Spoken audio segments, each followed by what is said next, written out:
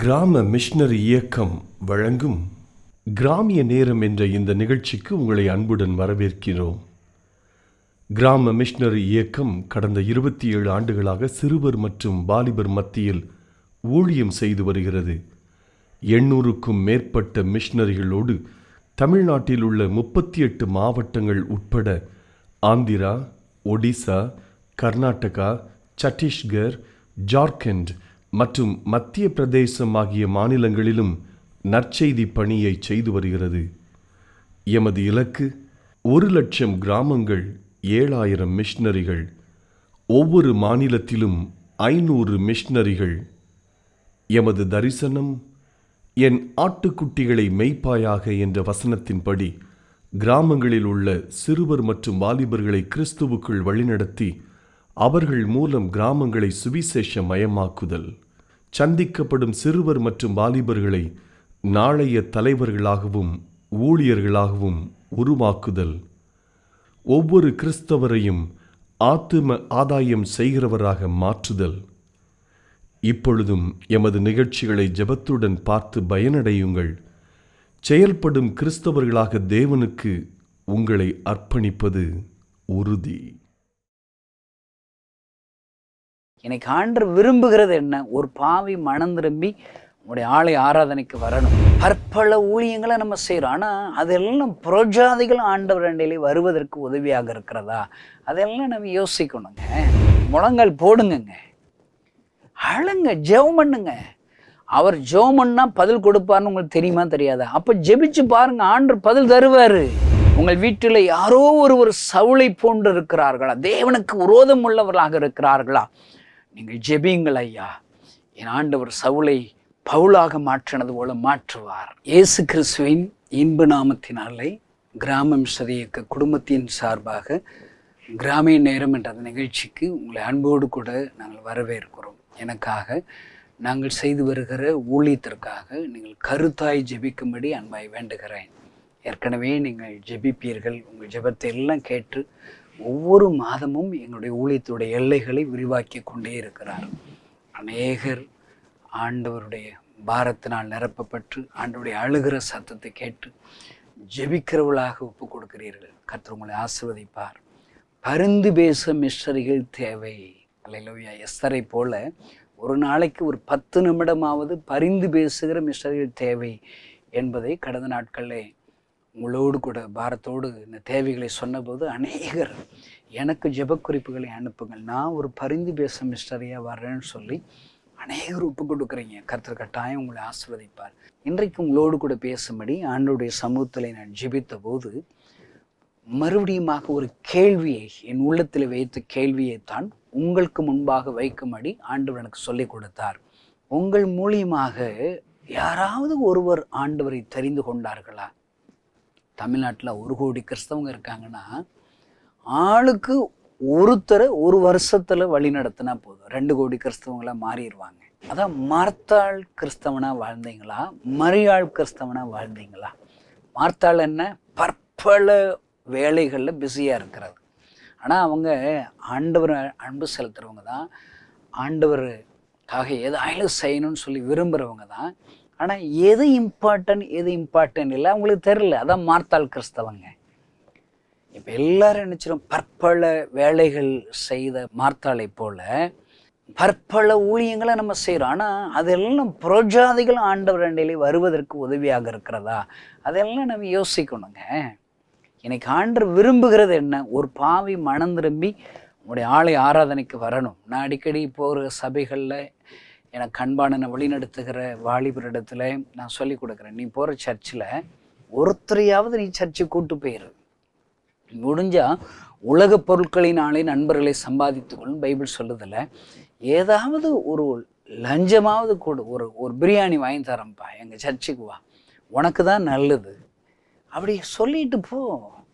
அங்கே உங்கள் போதகர் மூலியமாக ஆண்டவர் லீதியால் உள்ளத்தை திறந்தது போல திறப்பார், ரட்சிக்கப்படுவாங்க. அல்லேலூயா. நான் உங்கள்கிட்ட கேட்குற கேள்வியை நல்லா ஞாபகிச்சுக்கோங்க. இந்த வருஷத்தில் உங்கள் மூலியமாக ஒருவராவது பட்டாங்கன்னு சொன்னீங்களா? நீங்கள் மரியாள் கிறிஸ்தவங்கன்னு அர்த்தம். இல்லை மார்த்தாளை போல் ஓடிக்கிட்டே இருப்பான், பற்பல ஊழியங்கள் செஞ்சு ஒரு பிரயோஜனம் கிடையாதுங்க. மனுஷர்களை திருப்திப்படுத்துகிற அந்த கனிதான் மார்த்தாளின் கனி. ஆனால் மரியாள் அப்படி இல்லை. ஆண்டவருடைய பாதத்தில் அமர்ந்திருக்கிறார். அவர் கற்றுக் கொடுக்கிறதை கேட்கிறார். அவருடைய சத்தத்தை கேட்கும்படி வாஞ்சியா இருக்க, இன்னும் கற்றுக்கொள்ள வேண்டும், இன்னும் வல்லமைகளை பெற வேண்டும், ரகசியங்களை கற்றுக்கொண்டு அவருக்காக எழும்பி பிரகாசிக்க வேண்டும் என்று சொல்லி அமர்ந்திருக்கிற மரியாள்கள். அல்லேலூயா. பாருங்க, இன்னைக்கு எல்லாரும் பற்பல ஊழியங்கள் ரொம்ப பிஸியாக இருக்கிறோம். இப்போ உங்கள்கிட்ட ஒரு கேள்வி கேட்குறேங்க. நான் ரட்சிக்கப்பட்டு புதுசாக சபைகளுக்கு போனப்போ என் பார்வை எப்படி இருந்துச்சு தெரியுமா? இவங்க எல்லாம் சர்ச்சு கட்டி விளையாடுறாங்களோ அப்படி இருந்துச்சு. நான் சர்ச்சுக்கு விரோதமானவன் அல்ல. எங்கள் ஊரில் மணல் வீடு கட்டி விளையாடுவோம், களிமண்ணை வச்சு மாட்டு வண்டி செஞ்சு விளையாடுவோம். நல்லா இருக்குல்ல? நீங்கள் விளையாண்டுருக்கீங்களா? நான் சிறு பிள்ளைகளை அப்படியெல்லாம் விளையாண்டுருக்கிறேன். எனக்கு இன்னைக்கு கிறிஸ்தவர்கள் நிறைய பேரை பார்த்தா அவங்க எல்லாம் சர்ச்சு கட்டி விளையாடுறாங்களோ, அந்நிய பாஷை பேசி விளையாடுறாங்களோ, பாட்டு படித்து விளையாடுறாங்களோ, டான்ஸ் ஆடி விளையாடுறாங்களோ, இன்னும் பைபிளை படிக்கணும் டெப்த்தாக படிக்கிறது மாதிரி படித்து விளையாடுறாங்களான்னு தோணுதுங்க. ஐயா, இதெல்லாம் தேவையே இல்லைன்னு நான் சொல்லலை. முதல்ல என்ன தேவை? அதை நீ செய்யணும். அதுதாங்க தேவை. நாம் இல்லாட்டா நாட்களை நேரங்களை வீணாக்குறோன்னு அர்த்தங்க.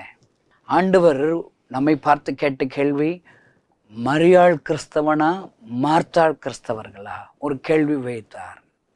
பாருங்க, இன்றைக்கு ஒரு கேள்வி உங்களோடு கூட பேசும்படி ஆண்டவர் எனக்கு சொல்லி கொடுத்தார். பாருங்க, அப்போஸ்தலர் 9ஆம் அதிகாரம் 4வது வசனம். அவன் தரையிலே விழுந்தான். அப்பொழுது சவுலே சவுலே, நீ என்னை ஏன் துன்பப்படுத்துகிறாய் என்று தன்னுடனே சொல்லுகிற ஒரு சத்தத்தை கேட்டான். பாருங்கள், சவுளை பற்றி எல்லாருக்கும் தெரியும். ஆண்டவருக்கு விரோதமாக நடக்கிறான். எந்த ஒரு மனிதன் மேலே ஆண்டவர் ஒரு திட்டம் வச்சிருப்பார். இந்த செய்தியை கேட்குற சகோதரனே சௌரி, உங்கள் மேலே காட் ஒரு பிளான் வச்சிருக்கிறார். அல்லேலூயா. என்ன பிளானு?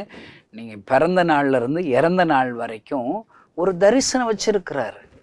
யாரையுமே இங்கே சும்மா காட்சிக்கும் ஆண்டவர் தெரிந்து கொள்ள மாட்டார். ஒரு பிளான் இருக்குது. இப்போ கை விரல்கள் 5 விரல் இருக்குதா? எல்லா விரலுக்கும் பிளான் இருக்குது, ஒரு விசேஷம் இருக்குதுங்க. இந்த பெருவிரல் எனக்கு வேண்டியதெல்லாம் வெட்டி எடுத்துட்டா சாப்பிடும்போது எப்படி சாப்பிடுவீங்க? இப்படி எடுத்து இப்படி வைக்க வேண்டியதான். அதுதான் பலன். முடி எனக்கு வேண்டியதில்லை அப்படின்னு சொல்கிறீங்களா? பாவம், முடியே இல்லாதவங்க நிறைய பேர் டிப்ரெஷனாக இருக்காங்க. ஐயோ, கல்யாணமே ஆகாது, முடி வளர்றதுக்கு பல ஆயிரங்கள் லட்சங்கள் செலவழிக்கிற சகோதர சகோதரிகள் எனக்கு தெரியும். எல்லாமே தேவைங்க, எல்லா அவயங்கள் தேவை. அருமையான அந்த செய்தி கேட்கிற சகோதரனை, நீ ஆண்டவருக்கு தேவை. சகோதரி, நீ ஆண்டவருக்கு தேவை. உங்கள் மேலே ஒரு பிளான் வச்சிருக்கிறாரு. இப்போ சவுல் மேலே ஒரு பிளான் வச்சிருக்கிறார்.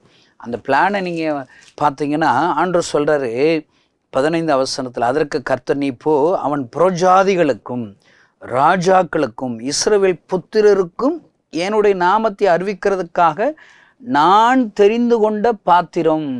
அல்லேலூயா. 3 பர்பஸ்க்காக சவுளை பவுலாக மாற்றுகிறார், தெரிந்து கொள்ளுகிறார். பாருங்க, நான் தெரிந்து கொண்ட பாத்திரம் சொல்றாரு. உங்களை ஆண்டவர் தெரிஞ்சிருக்கிறாருங்க. அவர் தெரிந்து கொண்ட இந்த சவுல் என்ன செய்யறான்? அவருக்கு விரோதமாக இருக்கிறான். ஆண்டவர் அவனை சந்திக்கிறார் ஒரு நாள். அல்லேலூயா. இந்த செய்தி கேட்குற நீங்கள் உங்கள் குடும்பத்துலேயும் சவுல் போல யாராவது இருக்காங்களா? கவலைப்படுறீங்களா? ஒன்றும் பயப்படாதீங்க. நீங்கள் ஜெபிக்கிறீங்களா? உங்கள் ஜெபத்தை கேட்டு சவுலை பவுலாக மாற்றினது போல உங்கள் பிள்ளைகளை அவர் மாற்றுவார். அல்லேலூயா. அடிக்கடி ஊழியத்தில் நான் ஜெபிக்கும் போது, ஆண்டவரே அற்புதங்கள் நடக்கணும் அப்படிதான் ஜெபம் பண்ணுவேன். ஒரு கிராமத்தில் போய் நான் நடக்கும்போது பிசாசு அப்படியே ஓடுது. நான் ஜெபிக்கவே இல்லை, பிசாசெல்லாம் ஓடுது. அதை பார்த்தானே எனக்கு பயங்கர சந்தோஷம். அல்லேலூயா. நான் ஜெபிக்கும்போது வியாதிகள் சுகமாகிறது, அது ஒரு பெரிய சந்தோஷம். ஆனால் அதை விட பெரிய சந்தோஷம் என்ன தெரியுமா? நான் ஆண்டோடைய வார்த்தையில் தெருவில் நின்று இயேசுடைய அன்பை பிரசங்கிக்கும் போது, சுவிசேஷத்தை அறிவிக்கும் போது, ரட்சிக்கப்படுவதற்கு நான் என்ன செய்ய வேண்டும் என்று சொல்லி லீதியால் உள்ள திறந்தது போல யாரெல்லாம் இயேசுவை ஏற்றுக்கொள்கிறார்களோ அதுதானே பெரிய சந்தோஷம். ஆனால் இன்றைக்கு பாருங்கள், அற்புத அடையாளங்கள் தான் பெருசு நினைக்கிறோம். இந்த செய்தி கேட்குற சகோதரன் சகோதரியே, உன் சரீரத்தில் இருக்கிற வியாதியை சுகப்படுத்துறது ஆண்டவருக்கு லேசான காரியம். ஆண்டவருக்கு மிகுந்த சந்தோஷம் உண்டாக்குறது என்ன தெரியுமா? ரட்சிக்கப்படாத நீங்கள் ரட்சிக்கப்படுவது தான், உங்கள் பிள்ளைகள் ரட்சிக்கப்படுவதாங்க அற்புதம். பெரிய அற்புதமே மனம் திரும்புதல் தாங்க. ரட்சிக்கப்படுவது தான் பெரிய அற்புதம். அல்லேலூயா. இப்போ பாருங்க, சவுலை ஆண்டவர் சந்திக்கும்படி வருகிறார். ஏன்னா ஆண்டவர் அவன் மேலே ஒரு பிளான் வச்சிருக்கார், தேவத்திட்ட வச்சிருக்கிறார். ஆண்டவர் விடவே மாட்டாருங்க. என்னை பொறுத்தளவுக்கு நான் கிராம ஊழியங்களை செய்கிறேன். ஒரு சில மாதங்கள் ஆண்டோடைய வார்த்தைகளை சொல்லிக்கிட்டே இருப்பேன். அவங்க பைபிள் வாசிக்க ஆரம்பிப்பாங்க, ஜெபிக்க ஆரம்பிப்பாங்க. அந்த சிறுபிள்ளைகள் எல்லாம் அப்படி கர்த்தருக்குள் வளருவாங்க. நான் பாருங்கள், விருதுநர் கருகாமையில் ஒரு கிராமத்தில் ரெகுலராக புதன்கிழமை போய் ஆண்டோடைய ஊழியத்தை செய்வேன். அங்கே கிட்டத்தட்ட ஒரு கோவில் வளாகத்தில் ஒரு 120 பிள்ளைகள் அங்கே கூடி வருவாங்க.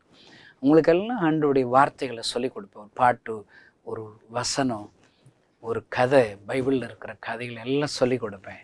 6 மாதம் அவ்வளோ பெரிய ரிசல்ட்டுங்க. அறுவடை, அன்பு. எல்லா சிறு பிள்ளைகள் கிடைக்கிற நிலையெல்லாம் நான் சொல்லிக் கொடுத்த பாடல்களை பாடி ஆண்டவரை துதிச்சாங்க, வசனங்களை சொன்னாங்க. அந்த கிராமத்தில் கொஞ்சம் எதிர்ப்புகள் வர ஆரம்பிச்சிருச்சு. நம்ம கிராமத்தில் உள்ள எல்லா பிள்ளைகளும் மாறிக்கிட்டு வர்றாங்களே அப்படின்னு சொல்லி எல்லாரும் என்னை முறைக்க ஆரம்பிச்சிட்டாங்க. எனக்கு தெரிஞ்சிருச்சுங்க, ஒருவேளை இந்த கிராமத்தில் எதிர்ப்பு வரப்போகுது, இதுதான் நான் போகிற கடைசி வாரமாக இருக்கலான்னு சொல்லி என் மனசில் தோணுச்சுங்க. அதனால் அந்த பிள்ளைகள்கிட்ட நான் என்ன செஞ்சேன், ஒரு சவால் விட்டேன். ஏசப்பா ஜெபத்திற்கு பதில் கொடுக்கிற தேவன். எலியாவின் ஜெபத்திற்கு ஆண்டவர் பதில் கொடுத்தார். இன்னைக்கு ஒரு காரியத்தை உங்களுக்கு நான் டேஸ்ட் பண்ணி உங்களை பார்க்கணுன்னு சொல்லி விரும்புகிறேன். நீங்கள் என்ன செய்யுங்க, ஒரு ஜெப குறிப்புக்காக நம்ம எல்லாரும் சேர்ந்து ஜெபம் பண்ணுவோம். இன்னைக்கு புதன்கிழமை ஜெபம் பண்ணுவோம். அடுத்த வாரம் நம்ம புதன்கிழமை வர்றதற்கு முன்னாடி இன்னைக்கு ஜெபிக்க போகிற ஜெபத்திற்கு ஆண்டவர் பதில் தருவார். அல்லேலூயா. கர்த்தர் நல்லவர் என்பதை ருசித்து பார்க்கிறது போல ஏசப்பா ஜெபத்திற்கு பதில் கொடுக்கறது ருசி பார்க்கணும். இந்த செய்தியை கேட்குற நீங்கள் புலம்பிக்கிட்டே தெரியாதங்க. ஐயோ, எனக்கு குழந்தை இல்லை, எனக்கு கடன் பிரச்சனை, என் வியாதி சுகமாகலை, என் பிள்ளை ரட்சிக்கப்படலை, போய் எத்தனை நாளுங்க புலம்புவீங்க? வாங்கங்க, முழங்கால் போடுங்கங்க, அழுங்க, ஜெபம் பண்ணுங்க. அவர் ஜெபம் பண்ணா பதில் கொடுப்பார்னு உங்களுக்கு தெரியுமா தெரியாதா? அப்போ ஜெபிச்சு பாருங்க, ஆண்டவர் பதில் தருவார். நான் அவங்கள்ட்ட சொன்னேன், ஏன்னா இயேசு உயிரோடு இருக்கிறார் என்பதை அங்கே என் முன்னாடி இருக்கிற அந்த பிள்ளைகளுக்கு டேஸ்ட் பண்ண வைக்கணும். அவங்களுக்கு சொன்னேன், நீ ஏதாவது ஒரு ஜெப குறிப்புகளை நீங்களே சொல்லுங்கன்னு சொன்னேன். அவங்க எல்லாம் பிள்ளைகள் எல்லாம் குசு குசுன்னு பேசி, அண்ணே மழை வரணும்னு சொல்லி ஜெபம் பண்ணுங்கண்ணே, அடுத்த புதன்கிழமைக்குள்ளே நம்ம ஊரில் மழை வேணும், ஜெபம் பண்ணுவானே, ஏசப்பா பதில் கொடுக்குறாருன்னு பார்ப்போம். அந்த பிள்ளைகள் சொல்லுது, எனக்கு சொன்ன உடனே வயிற்றெல்லாம் கலக்கிருச்சுங்க. ஐயோ, தெரியாதனமா நம்மாட்டுக்கு சவால் விட்டுமேன்னு சொல்லிட்டு, ஓகே ஆண்டவரை நான் பார்த்துக்கிட்டேன். ஏசப்பா என்னை வெட்கப்படுத்துறாதீங்க, நான் தான் உங்களுக்கு சொல்லியிருக்கிறேனே, எனக்கு எப்பெல்லாம் ஒரு பிரச்சனைகள் வருகிறதோ, நெருக்கங்கள் வருகிறதோ, குறைவுகள் தடுமாற்றங்கள் வருகிறதோ, அப்பெல்லாம் என் வலது பக்கத்தில் இருக்கிற ஏசப்பாவை பார்ப்பேன். எனக்கு வலது பக்கத்தில் ஏசப்பா இருக்கிறாருங்க. நான் நம்புகிறேன். இந்த செய்தியை கேட்குற நீங்களும் நம்புங்கங்க. அல்லேலூயா. கர்த்தரையின் வலது பாரசத்தை வைத்திருக்கிறபடியால் அசைக்கப்படுவதில்லை. ஆமென். பாருங்க, இவங்க மழை வேணும் அடுத்த புதன்கிழமைக்குள்ள ஜெப குறிப்பு சொன்ன உடனே எனக்கு வயிற்றெல்லாம் கலக்கிடுச்சுங்க. ஐயோன்றுச்சு. நம்ம என்னச்சு, இவரை தானே பார்க்கணும். ஏசப்பா வலது பக்கத்தில் தான் இருக்கார். நான் பார்த்தேன், ஏசப்பா என் கூட இருக்கீங்கள, அப்படி ஒரு பார்வை ஆண்டவர்கிட்ட சொல்லிட்டு அந்த பிள்ளைகள் சொல்ல, ஏசப்பா நீங்கள் விரும்புகிறபடி அடுத்த புதன்கிழமைக்குள்ள மழை பெய்யணும்னு சொன்னால் நீங்கள் ஏசப்பா பிள்ளையாக மாறணும், அவர் உங்கள் உள்ளத்தில் அவரை கூப்பிடணும், அவரை அழைக்கணும். காணாமூர் கல்யாண வீட்டுக்கு அவர் அழைச்சா வருவார், அவர் வந்துட்டால் குறைவா நிறைவா மாற்றிடுவார். அதுபோல் நீங்கள் அவரை உள்ளத்தில் அழைக்கணும். வீட்டு வாசல் படியில் கதவை தட்டுறாராம், அந்த சத்தத்தை கேட்டு கதவை திறந்தா உள்ளே வந்துடுவார், உங்கூட டைம் ஸ்பெண்ட் பண்ணுவார். அல்லேலூயா. அவ்வளோதாங்க. நான் 25 வருஷத்துக்கு முன்னாடி என் கதவை திறந்துட்டேங்க. ஏசப்பா வாங்க என் உள்ளத்துக்குள்ள அப்படின்னு சொல்லி ஜெபம் பண்ணி அவரை கூப்பிட்டேங்க. என் வாழ்க்கைக்குள்ளே வாங்க. ஐயோ, நான் தோல்வி அடைஞ்சிட்டேன், என்னால் பாவத்தில் இருந்து விடுதலை ஆக முடியல, டாக்டர்கள் என்ன செத்து போயிடுவேன்னு சொல்லிட்டாங்க, மரண தேதி முன்குறிச்சிட்டாங்க. ஏசப்பா நீங்கள் வாங்கலை, எனக்கு ஒரு அற்புதம் செய்யுங்களேன், என் உள்ளத்துக்குள்ளே வாங்கலேன்னு சொல்லி நான் ஜெபம் பண்ணுங்க. ஏசப்பா என் உள்ளத்துக்குள்ளே வந்துட்டாருங்க. என்ன அற்புதங்க!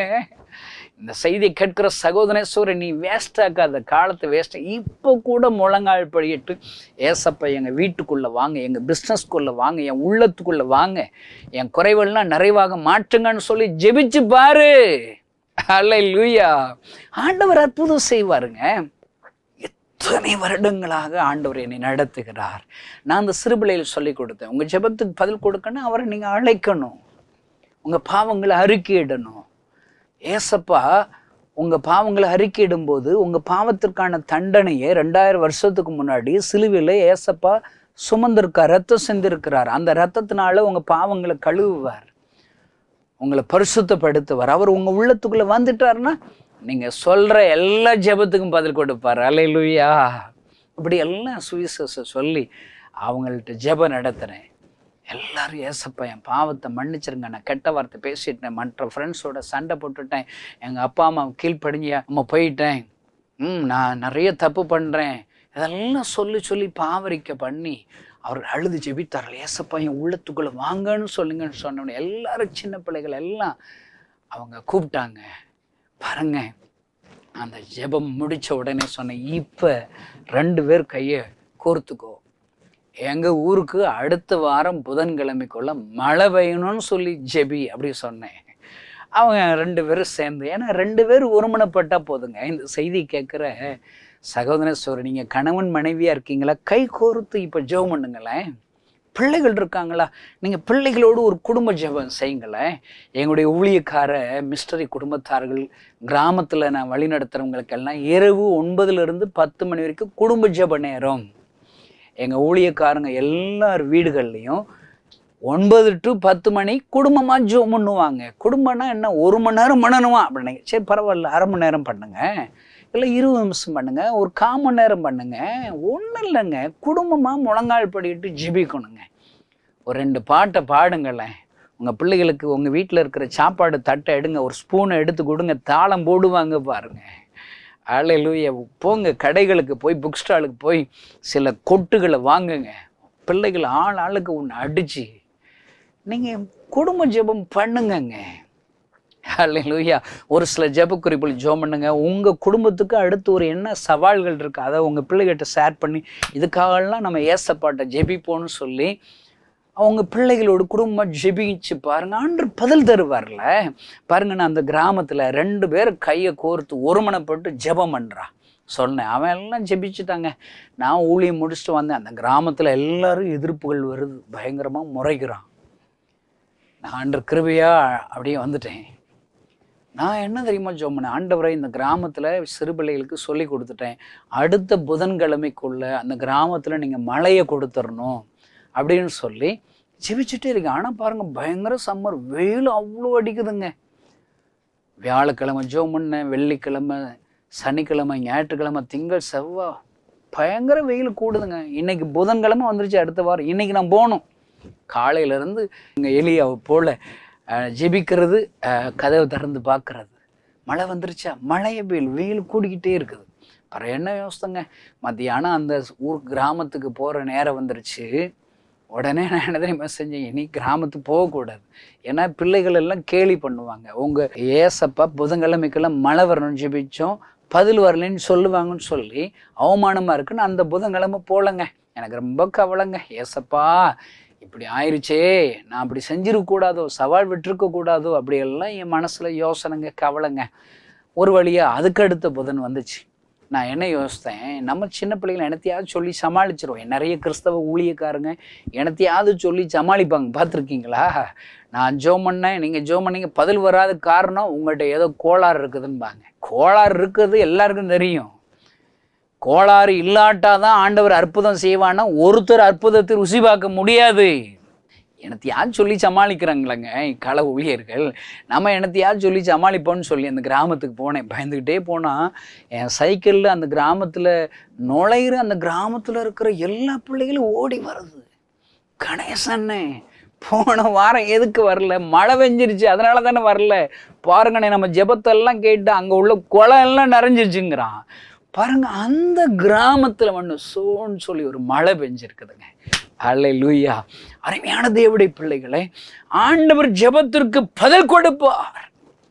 இன்றைக்கு இந்த செய்தி கேட்கிற அருமையான தேவனுடைய பிள்ளைகளே, உங்கள் வீட்டில் யாரோ ஒருவர் சவுளை போன்று இருக்கிறார்களா? தேவனுக்கு விரோதம் உள்ளவர்களாக இருக்கிறார்களா? நீங்கள் ஜெபியுங்கள் ஐயா. என் ஆண்டவர் சவுளை பவுலாக மாற்றினது போல மாற்றுவார். பாருங்க, அவனை சந்தித்து கேட்கிற கேள்வி என்னங்க? கேள்வி என்னங்க? சவுளே சவுளே, ஏன் என்னை துன்பப்படுத்துகிறாய்? இன்னைக்கு உங்கள்கிட்ட ஏசப்பா கேட்குறாரு, நீங்கள் ஆண்டவரை துன்பப்படுத்தின நாட்கள் அதிகமா, ஆண்டவரை சந்தோஷப்படுத்தின நாட்கள் அதிகமா? சகோதரனை, இந்த கேள்விக்கு நீ பதில் சொல்ல. சகோதரி, யோசித்து பாரு. இந்த வருஷத்துல ஓ மூலியமா பரலோகம் சந்தோஷம் அடைஞ்சுதா? பரலோகத்துல வீட்டிருக்கிற என் ஆண்டவரை இயேசு கிறிஸ்து சந்தோஷம் அடைஞ்சாரா? ஒன்றும் இல்லைங்க. நீங்கள் தராசில் உங்களை நிறுத்து பாருங்க. தராசில் நிறுத்தப்பட்டு குறைவுள்ளவனாக கண்டேன், உங்களுக்கு நீயே நீதிபதியா இருங்களேன். நீங்கள் இந்த வருஷத்துல ஏசப்பாவை சந்தோஷப்படுத்தின நாட்கள் அதிகமா, அழ வச்ச நாட்கள் அதிகமா, துன்பப்படுத்தின நாட்கள் அதிகமா? எப்படி இந்த வருஷத்தை கழிச்சிங்க? எல்லாம் சபைகளுக்கு போகும்போதுங்க, புது வருஷத்துல இந்த கிளி ஜோசியம் மாதிரி அங்கே வசனம் எல்லாம் நிறைய போட்டிருப்பாங்க. டபக்குன்னு ஒன்று எடுப்பாங்க. ஐயோ இப்படி பேசிட்டாருன்னு சொல்லி சந்தோஷப்படுவோம். நானும் சந்தோஷப்பட்டிருக்கிறேன். அதெல்லாம் ரைட்டு தாங்க. ஆண்டவர் ஏதாவது ஒரு அற்புதம் செய்யணும்னு சொல்லி நீங்கள் ஒரு வசனத்தை எடுத்து வாக்குத்தத்தத்தை எனக்கு சொல்லிட்டாருன்னு சொல்லி சந்தோஷப்படுறது தப்பு கிடையாது. அதை விசுவாசிக்கிறீங்களா? நீங்கள் விசுவாசிக்கிறபடியே அந்த வருஷத்துல ஒரு அற்புதம் செய்வார். அவர் மேலே நீங்கள் விசுவாசிக்கிற காரியத்தில் அற்புதம் செய்வார். ஆனால் அவருக்காக நீங்கள் என்னங்க செய்கிறீங்க? அவர் உங்களை சந்தோஷப்படுத்துவாரா? நீங்கள் அவரை சந்தோஷப்படுத்தணும்ல. ஜெபம்னா அவர் சந்தோஷப்படுவாருங்க. பைபிள் வாசித்தா சந்தோஷப்படுவார். வேதத்தின்படி நடந்தால் சந்தோஷப்படுவார். சாத்ராக் மேசாக் ஆபேத்நேகோ ஆண்டவருக்காக என்றைக்கெல்லாம் வைராக்கியத்தோடு நிற்கிறீர்களோ அன்றைக்கெல்லாம் சந்தோஷத்தோடு அவங்களோடு கூட இடைப்படுவார், உலாவுவார். ஐயா, அருமையான இந்த செய்தி கேட்கிற சகோதரனே சகோதரியே, ஏசப்பாவை அழ வச்சிங்களா? சந்தோஷப்படுத்துனீங்களா? 2 ராஜாக்கள் 12 அதிகாரத்தில் தாவீதை பார்த்து சொல்கிறான். தாவீது பாட்டு ராஜாவாக இருக்கிறான், சூப்பராக இருக்கிறான். ஆனால் அவன் அந்தரங்கத்தில் ஒரு பாவம் செய்து ஆண்டவரிடத்தில் அறிக்கையிடலைங்க, மனஸ்தாப்படலைங்க.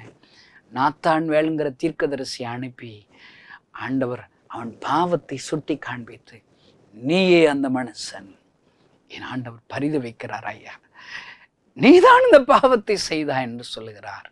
தாவீது என் ஆண்டவரை துன்பப்படுத்தினான், பாவம் செய்து. கழுதையை தேடி போன சவுளை ஆண்டவர் ராஜாவா மாத்துறாரு. அவன் 100% ஆண்டவர் கீழ்ப்படினும் இல்லைங்க, 90% கீழ்ப்படிஞ்சிட்டான். 10% மட்டும்தான் கீழ்ப்படியல. ஆனால் ஆண்டவர் அவனை பார்த்து என்ன தெரியுமா சொல்லுகிறார்? 1 சாமுவேல் 15ஆம் அதிகாரம் 11 வசனத்தை வாசித்து பாருங்க. சவுளை ராஜாவாக்கினது மனஸ்தாபமாக இருக்கிறது. 10% கீழ்ப்படியாது சவுளை பார்த்து எனக்கு வேதனையாக இருக்கா, பண்ணி எனக்கு துன்பப்படுத்திட்டேன்னு சொல்கிறாரு.